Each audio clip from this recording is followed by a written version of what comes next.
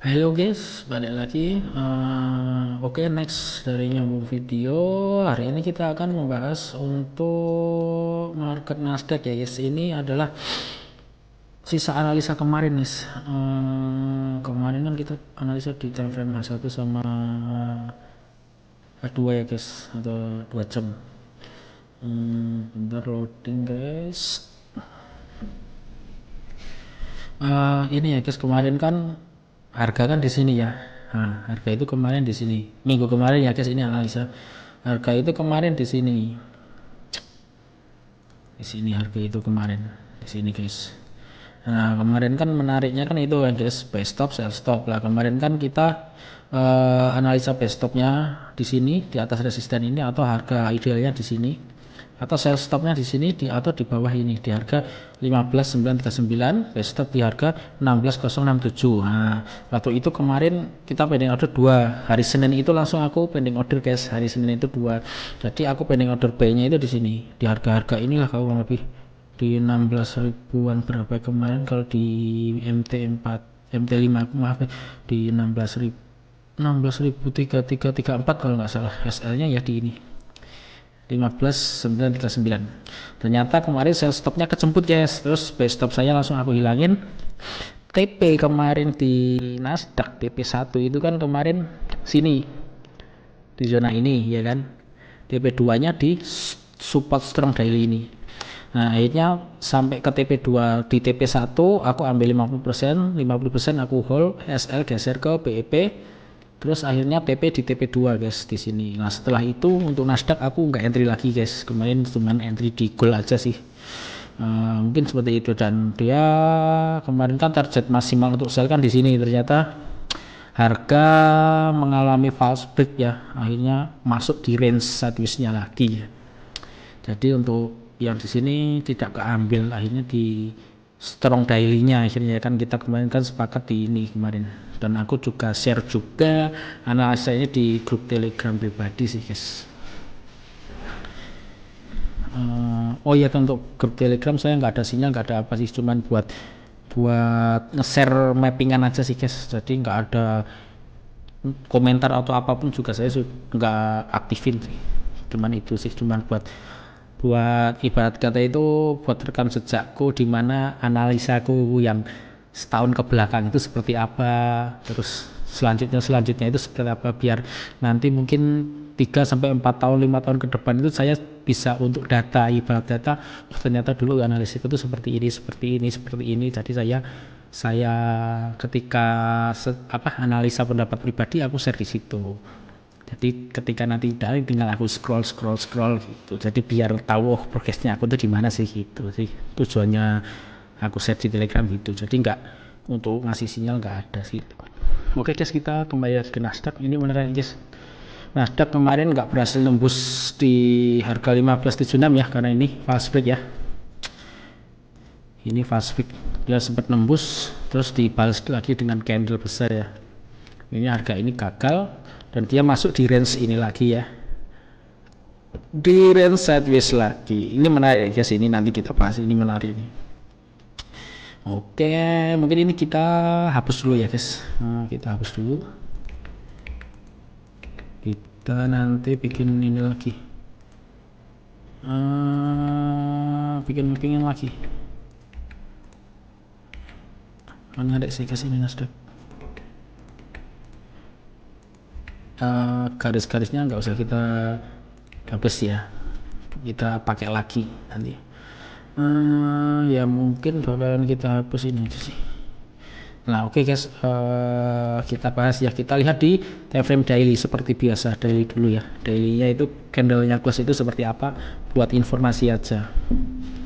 Untuk secara daily, daily ya masih ini sih, masih di harga area-area satu range ini ya guys. Akan tetapi ini kan mau nggak tahu kita besok hari Senin, ketika nanti kok candle bodinya bisa melebihi di zona rangingnya ini, ada kemungkinan ada potensi dan probabilitas kalau Nasdaq bisa akan mengejar ke resisten selanjutnya, yaitu di harga 16.200, ada kemungkinan gitu secara probabilitas. Tapi ketika nanti daily kok dia kok nggak nembus di area sini atau di area sini, ya kemungkinan besar dia masih akan bermain di zona rangingnya atau sideways-nya. Oke, kita lihat di time frame 4 jam guys. Benar ya guys, agak loading, maaf ya. Time frame 4 jam menarik kan guys. Oke, di time frame 4 jam seperti ini ya. Ini adalah zona rangingnya dan ini strong. Kita strongnya ambil di body, antar body aja kalau menurut aku. Kalau untuk Nasdaq mau di shadow juga nggak apa-apa, misalnya shadow kita ambilnya di sini juga bisa, akan lebih akurat juga sih. Mau di sini juga bisa. Oke, kita ambil di body aja ya, yang lebih ini. Kalau Nasdaq kan pergerakannya kecil sudah ini soalnya guys. Menariknya apa guys? Pertama, secara pribadi aku sering menyebutkan kalau aku menggunakan informasi candlestick. Candlestick di sini adalah candlestick engulfing ya.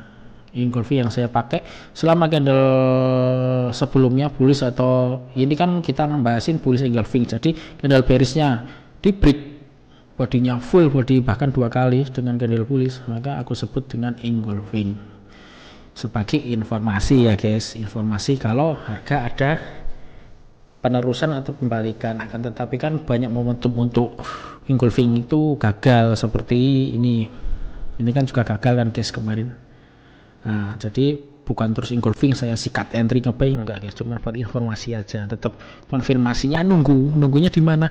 Di strong support resisten daily-nya atau H4-nya yang kuat, ditembus atau enggak sih informasinya di candlestick H4 atau daily-nya. Kalau memang ditembus ya udah, kita nunggu momentum untuk nyari entry posisi gitu. Oke, kita bahasnya di sini. Nah, menariknya gini guys, ini kan di zona ranging dan ini kan akan coba untuk ngebreak seperti ini ya, seperti history yang ini kan coba ngebreak tapi dia dibalas dengan candlestick engulfing ya kan. Akhirnya dia kembali lagi ke zona rangingnya. Nah, tugas kita adalah tinggal nunggu guys, nunggu besok candle ini bakalan sampai di mana nge-close-nya. Kalau dia nge-close-nya bener sampai di bodinya sampai nembus ini, ya kita siap-siap nyari momentum untuk nge-buy, dengan catatan teman-teman tetap tentuin informasinya atau konfirmasinya mau pakai apa. Kalau aku secara pribadi sebagai informasi pakai candlestick pattern. Terus untuk konfirmasinya support resisten guys, tetap pakai itu. Ketika informasinya kok candlesticknya penerusan dan dia nembus di support ini, ya aku akan nyari momentum buy guys. Misal kok besok kok candlenya nyentuh di sini, maka akan nge-buy guys. Nge-buy asalnya di mana? Asalnya pasti di bawahnya candle yang ini guys. Kalau memang besok harganya ini naik ya, maksudnya body nembus di sini, akan seperti itu. Target TP-nya di mana? Di sini. Secara pribadi aku gitu, karena aku tipe trade yang ibarat bisa dibilang breakout ya guys. Cuman saya cenderung ikutin tren, nggak ngelawan. Jadi jarang aku pakai limit pending order limit itu jarang. Bahkan nggak pernah sih. Kalau entry langsung mungkin kadang ada, memang dengan catatan memang ini zona saya entry dan saya tidak ibarat kata ketinggalan pending order. Ketika harga di situ ya saya langsung entry, biasanya gitu, dengan catatan memang di zona itu harga sedang terjadi ya guys. Terus SL-nya juga sudah ditentukan sesuai plan untuk kita pending order gitu. Jadi aku biasanya langsung entry itu ada. Yang penting teman-teman itu udah ini sih menurut aku backtest guys, backtest sama forward test. Karena backtest itu dengan forward test itu belum tentu hasil backtest bagus, ketika kita forward test itu hasilnya bagus juga. Karena yaitu tadi, ketika kita backtest kan market kan kebanyakan sudah hal terjadi ya guys, sedangkan backtest kan belum ya. Forward test kan kadang sambil berjalan gitu lah. Itu kadang bingungnya gitu kita menentukan area-area exit sama SL-nya guys gitu. Jadi ketika teman-teman sering, ya nggak sering backtest, ibarat kata backtest terus rutin analisa, melihat chart history itu, mungkin teman-teman akan tahu tahu momennya, oh ini momennya itu seperti ini, kayak misalnya histori sebelumnya itu seperti ini, jadi tinggal ngikutin aja sih gitu guys. Oke, kalau untuk P mungkin gini sih guys nanti ke depannya. Jadi target TP nya di sini kita bahas aja ya. Untuk Nasdaq aku membahasnya tetap nge-P sih guys, cuman ya ini menariknya gini guys. Untuk Nasdaq kita ambil strongnya aja ya, di sini ya, di sini aja guys strongnya, karena pertemuan sumbu sama body ya kan, kita anggap aja ini strongnya ya.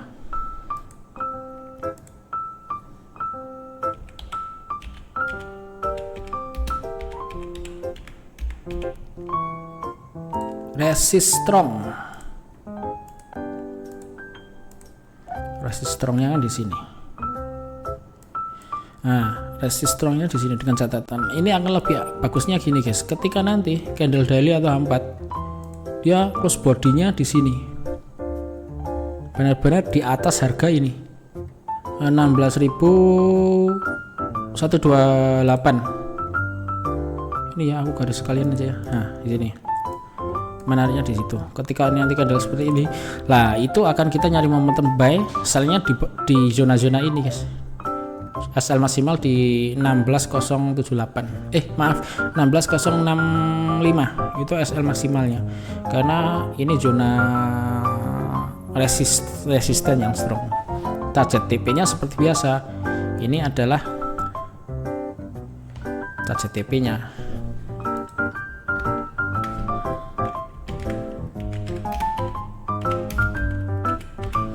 Target TP buy 1. Terus yang kedua ini kita ambil strongnya dulu ya guys di daily. Ini kan sisa support resisten daily yang kemarin.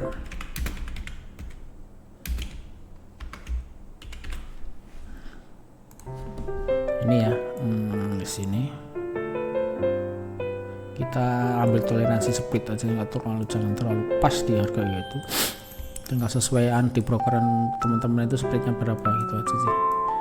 Nah, untuk target B nya di sini, B selanjutnya di sini. Kalau ini kok TP maksimalnya kejauhan, teman-teman bisa melakukan gini. Ini yang sering aku lakukan gini guys.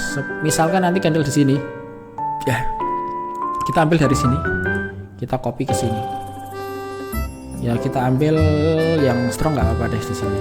Jadi nanti kita ngambilnya di strongnya, terus kita toleransi split seperti biasanya di sini bisa. Jadi bisa dibuat ini adalah target TP2 untuk buy. Ini aku lakukan gini kan analisa secara intraday ya guys. Jadi exit saya selanjutnya itu saya tentuin dulu gitu. Jadi nanti ketika ada koreksi atau apa ya, tetap selama koreksi itu tidak ada informasi dan konfirmasi bakalan kembalikan harga, saya tetap entry poinnya sesuai plan awal. Jadi tinggal kalau mau swing tinggal hold aja, geser SL ke PEP gitu aja sih guys. Gitu. Kalau untuk posisi buy gini guys, dengan catatan candle ini nanti close di atas harga, zona harga ini, kita ikutin tren untuk entry posisi buy. Akan tetapi ketika nanti kok candlenya daily close di sini, terus dibalas lagi engulfing seperti ini nih, seperti ini, terus turun lagi sini, kembali ke zona ini, ya udah kita ngambil sell lagi. Nanti ngambil sellnya seperti apa? Yang ambil sellnya di zona-zona ini, kita ambil sell di sini.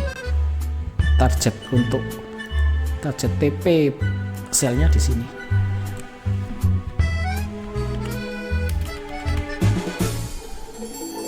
TP sellnya di sini.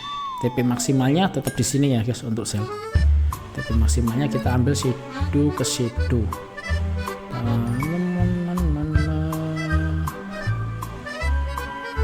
Sini aja, antara shadow sini aja ya. Entry point 1 banding 1 banding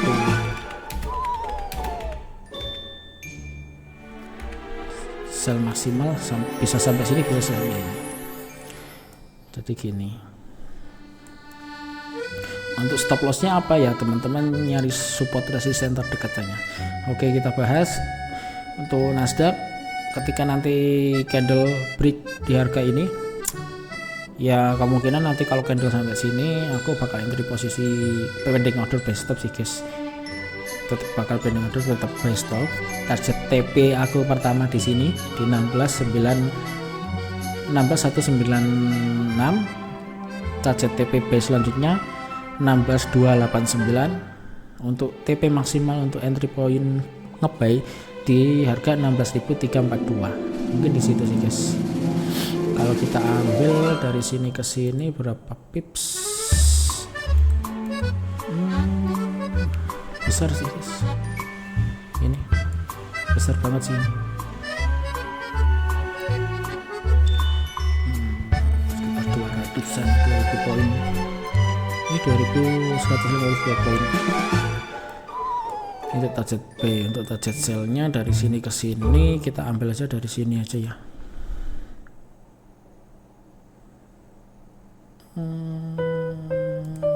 2600 poin ya gitu. Tapi kalau selama dia kok fast break balik range ini, kita tetap entry poinnya sell dengan target TP terdekat untuk di time frame H4. Jadi entry poinnya di H1 biasanya aku gitu sih guys, di H1 atau 2 jam. Kalau di MT4 kan bisa diatur kan, biasanya di 1 jam aku sih guys.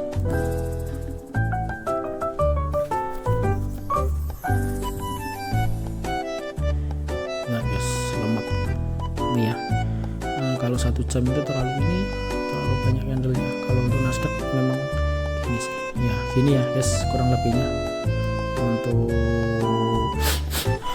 apa namanya,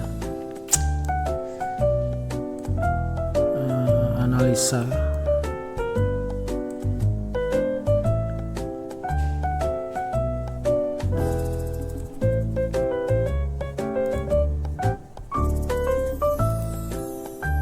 aku gambarin ini ya guys, apa candlestick gitu ya.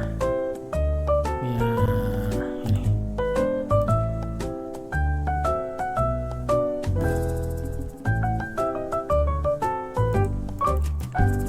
ini ya.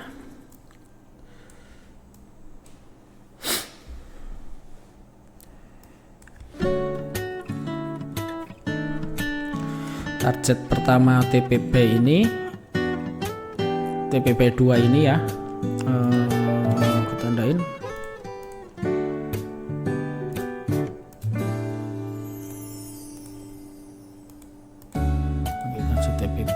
Target TPP sell, exit untuk sellnya di sini atau di sini. Oke, tinggal teman-teman ini aja sih. Ini aku tandain gini guys, aku blok ini aja ya buat zona harga aja. Oke. Untuk Nasdaq mungkin gitu ya guys gambarannya, seperti yang tadi dibilang, ketika nanti candle H4 nya bisa nembus di harga ini, nyari momentum untuk buy. Tapi ketika nanti kok candlesticknya nembus ini dibalas dengan H4 nya candlestick yang engulfing seperti ini, ya kita nyari momentum lagi untuk sell dengan target TP sini, TP selanjutnya sini ya. Ini berdasarkan ngambil stong support resistennya. Oke guys, untuk pembahasan Nasdaq mungkin seperti itu ya. Kurang lebihnya saya mohon maaf. Ini di sini saya tidak dapat masuk untuk menggurui. Secara pribadi saya menggunakan analisa berdasarkan support resisten dengan informasi candlestick pattern, dan itu yang aku telah lakukan untuk selama ini aku backtest beberapa tahun ke belakang. Aku menggunakan itu. Mungkin kalau teman-teman ada yang menggunakan chart pattern silahkan, menggunakan ini silahkan. Yang penting teman-teman paham dan sudah melakukan backtest ya. Kalaupun teman-teman belum melakukan backtest, saya saran saya lakuin backtest dulu sih guys, dan juga forward test, karena itu penting banget sih untuk kita bisa masuk. Ibarat kita masuk di market, jadi kita nggak buta arah guys, jadi benar-benar yakin dengan plan trade kita. Jadi kita tidak sampai di tengah-tengah jalan kok kita mau exit di mana, TP di mana, kita nggak tahu. Jadi ya kan nanti malah bisa ini guys, lama-lama kalau gitu kan sayang, nanti modal kita habis. saran saya ya lakukan backtest dulu guys, gak usah lama-lama lah, backtest 2 tahun dulu lah, tinggal terus lanjutin forward test dan lanjutin backtestnya ke 3 tahun 4 tahun 5 tahun selanjutnya gitu loh guys. Mungkin gitu dulu guys. Ini pendapat analisa teknikal berdasarkan analisa teknikal saya pribadi. Apabila teman-teman ada saran kritik silahkan tinggalkan di kolom komentar. Apabila ada teman-teman pendapat lain bisa tinggalkan di kolom komentar juga. Misalkan kok pendapat aku gini silahkan ditinggalkan di kolom komentar, mungkin bisa nanti buat ini guys, koreksi saya untuk analisa saya pribadi itu, saya analisis itu kurang gimana gitu. Jadi biar kedepannya saya juga lebih berkembang lagi guys, lebih apa ya, ibarat kata lebih matang dan mantap untuk plan trade saya sih guys gitu. Oke guys, mungkin gitu dulu untuk pembahasan Nasdaq kali ini. Next mungkin seperti yang saya tadi bilang, mungkin nanti kalau ada waktu saya coba bahas di BTC ya guys, karena kan sempat aku ngomong tadi saya lagi ngelakuin backtest sama forward test itu di Bitcoin dengan tujuannya pertama di situ saya menggunakan metode untuk scalping. Jadi ngambilnya rata-rata 50 pips guys gitu, karena saya sempat backtest dan forward test di gold, saya masih ini sih kalau di gold saya belum bisa untuk scalping, masih belum ini sih, karena gimana ya, RR saya belum nemuin sih guys, nemuin yang pas buat cara saya trade. Kalau cenderung di mata uang kayak Nasdaq dan gold itu biasanya kan saya swing atau intraday. Jadi kemarin saya cepat pengen nyoba scalping, ternyata malah hasilnya minus sih guys secara trade 1 bulan. Jadinya saya tinggalin metode itu dan sempat aku kulik untuk di BTC kemarin itu. Jadi kok di BTC kok sepertinya masuk, akhirnya aku lanjutin backtest 2 tahun. Habis itu saya forward test kok mayoritas saya pukul rata kok berapa ya, bisa dibilang dapat momennya itu 50 pips dengan RS 1:1 untuk scalping di time frame H1 ya guys. Aku ngambilnya di time frame maksimal itu H4 untuk ngambil support resisten, dan scalpingnya di 15 menit dan juga lihat di H1 gitu guys. Mungkin nanti kalau ada kesempatan bahas juga untuk di BTC, karena secara pribadi BTC saat ini saya sedang melakukan scalping ya, sedang forward test juga sih guys di situ. Dan hasilnya ya kita tunggu sih, sebenarnya masih berjalan untuk hasil totalnya gimana. Kalau dalam 1 bulan aku berjalan itu 3 minggu cukup lumayan, cuman belum 1 bulan sih guys. Nanti kalau mungkin udah 1 bulan coba nanti kita bahas untuk market. Kalau memang enggak ya nanti kita bahas marketnya dulu aja ya. Oke guys, mungkin gitu dulu untuk analisa Nasdaq hari ini. Mungkin akan aku lanjutkan kalau ada waktu hari Rabu, kalau tidak ya minggu depan ya guys. Terima kasih buat semuanya. See you next time, next video. Oke guys, bye.